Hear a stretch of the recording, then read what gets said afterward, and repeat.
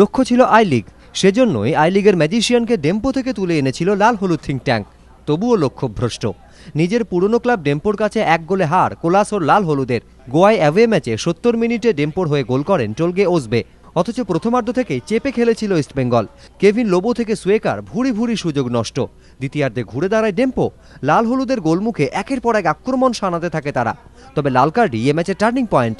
ম্যাচের 43 মিনিটে ডেম্পোর হারুনকে ফাউল করার জন্য লাল হলুদের গুরবিন্দর সিংহকে শটান লাল কার্ড দেখিয়ে দেন রেফারি।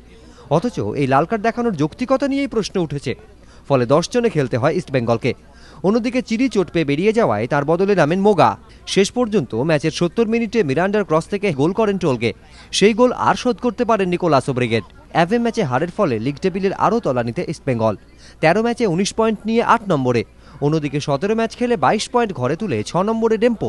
লিগ চ্যাম্পিয়ন হওয়ার রাস্তাটা ক্রমশ কঠিন হয়ে যাচ্ছে লাল হলুদের কাছে। এবিপি আনন্দ।